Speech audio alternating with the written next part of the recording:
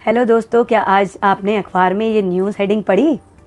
ये जो मैं ऊपर दिखा रही हूँ, यस, कि एक किशोर अवस्था के बच्चे ने, एक एडोलेसेंट और वी कैन से कि एक टीन बच्चे ने अपनी माँ की हत्या कर दी, क्योंकि माँ ने उसे मोबाइल के लिए टोका रोका, हर जगह आने जाने से हमेशा टोकती ही रहती थी। तो उस बच्चे ने अपनी माँ की हत्या कर दी। ये जो किशोर अवस्था की जो उम्र होती है, ये बहुत ही सेंसिटिव होती है। यहाँ बच्चा अपने एनवायरनमेंट में एडजस्ट होने की कोशिश कर रहा होता है, मगर जब उसे घर में भी एडजस्ट करना पड़ जाता है तो उसका जो माइंड होता है वो बिल्कुल सेट नहीं हो पाता और वो बहुत ही परेशान, एंग्जाइटी, स्ट्रेस और फियर से गुजरने।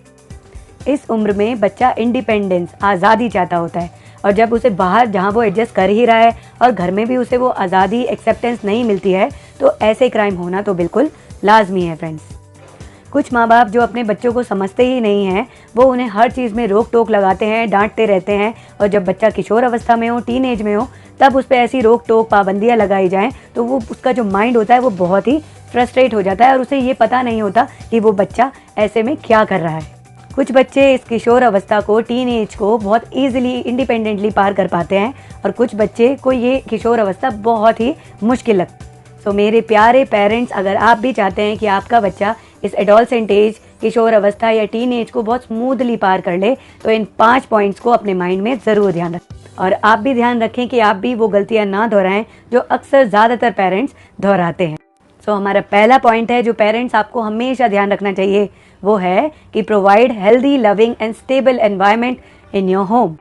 शुरू से ही पेरेंट्स अपने घर में एक comfortable, safe, friendly environment create करें। ये ना सोचें कि जब बच्चा एडोलसेंट एज में आएगा हम तभी जाके ऐसा एनवायरनमेंट क्रिएट करेंगे। जब बच्चा इन्फेंट एज में है, छोटे से ही उसे ऐसा एनवायरनमेंट क्रिएट करें कि जिससे वो अपने आप को कंफर्टेबल और सेफ फील करे। Second point is create the atmosphere of honesty, trust and respect. अपने घर में एक ऐसा एनवायरनमेंट क्रिएट करें, ऐसा एटमॉस्फेयर क्रिएट करें जहाँ पे ऑनेस्टी हो, लोग, बच्चे, आप भी एक दूसरे को अपनी बातें बता सकें। ट्रस्ट बिल्ड करें बच्चों में कि अगर बच्चा आपको कोई बात बताता है, आप उनके साथ बिल्कुल फ्रेंडली बिहेव करें।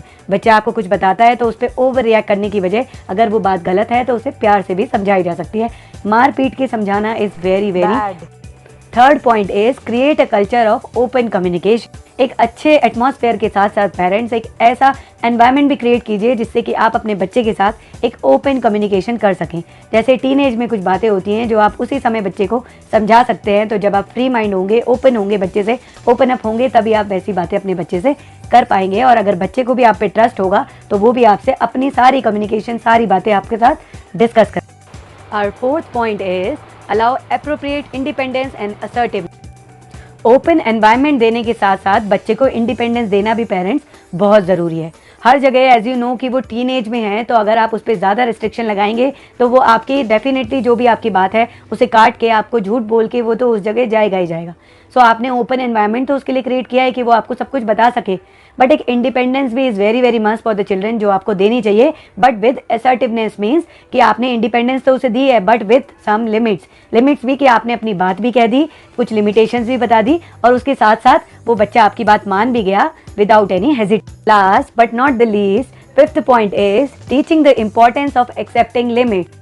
फ्रीडम देने के साथ साथ आपको अपने बच्चों को, पेरेंट्स, ये भी सिखाना चाहिए कि इम्पोर्टेंस क्या है लिमिटेशंस की, कि अगर हमने आपको फ्रीडम दी है, अगर हमने आपको कहा है कि 9 बजे घर आना है, इट मीन्स 9 मीन्स 9।